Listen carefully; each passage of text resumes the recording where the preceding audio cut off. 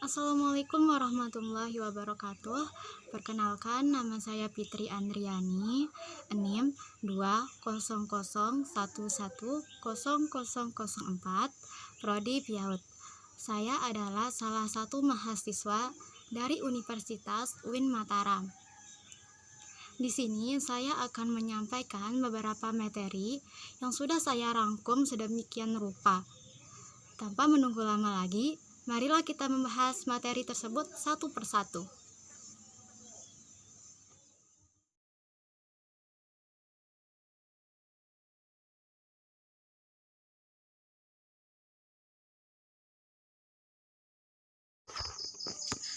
A. Pengertian terminologi hadis.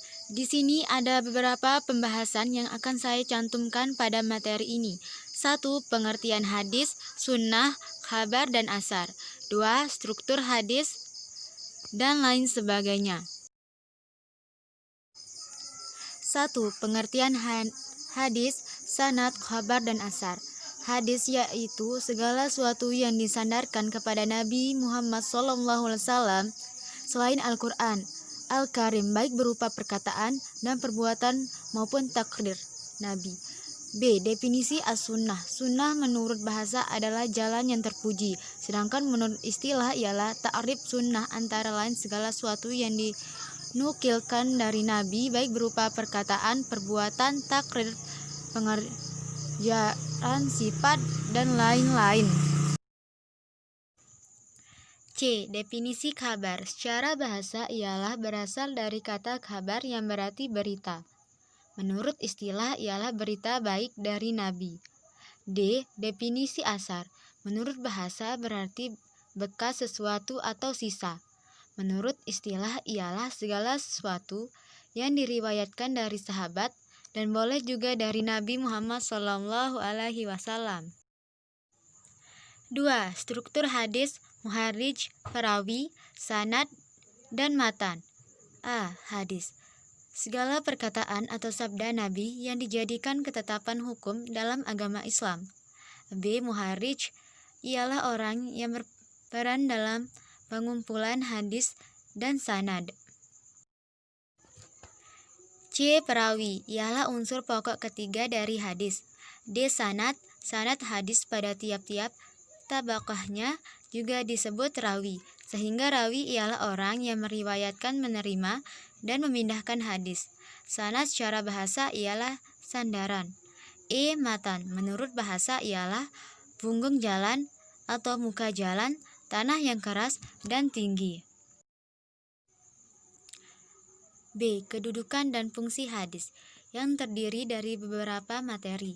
1. Kedudukan dan kehujahan hadis. 2. Fungsi hadis terhadap Al-Quran. 3. Ingkar hadis. Yang pertama, kedudukan dan juga kehujahan hadis. Seluruh umat Islam sendiri sudah menyepakati bahwa al-hadis ialah sumber hukum Islam kedua setelah Al-Quran. Kehujahan hadis sendiri ialah keadaan di mana hadis yang wajib dijadikan hujah atau dasar hukum atau al-dalil al-syar'i sama dengan Al-Quran, dikarenakan adanya dalil-dalil syariah yang menunjukkan bahwa hadis adalah sumber hukum Islam setelah Al-Quran. 2. Fungsi hadis terhadap Al-Quran.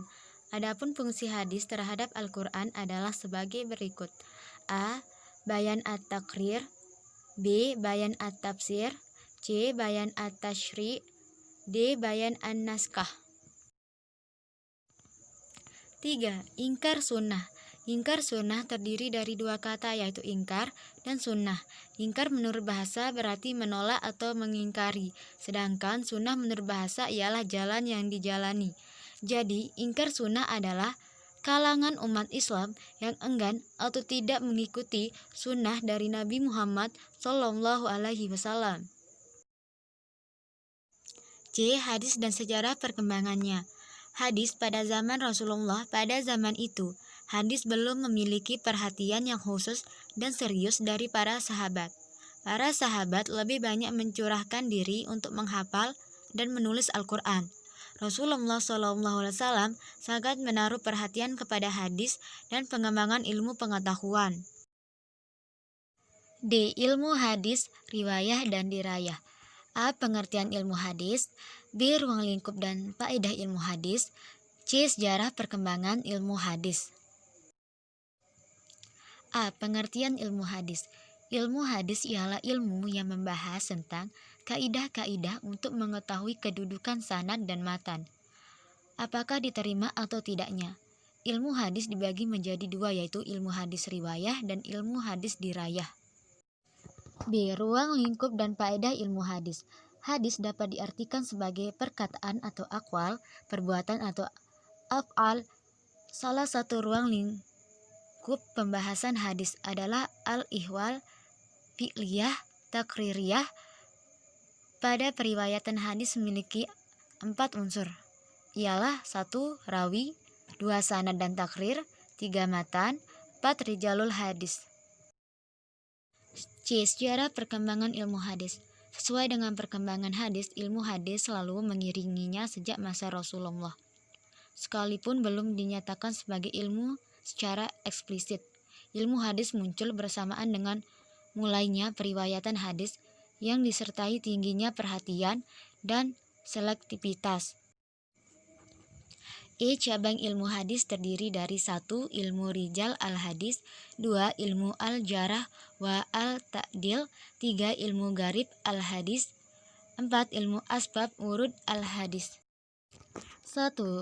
Ilmu rijalul hadis ialah ilmu yang membahas tentang hal-hal ihwal dan sejarah para perawi dari kalangan sahabat tabi'in.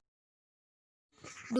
Ilmu al-jarah wa al-ta'dil menurut bahasa merupakan isim masdar yang berarti luka yang mengalirkan darah atau sesuatu yang dapat menggugurkan keadalan seseorang.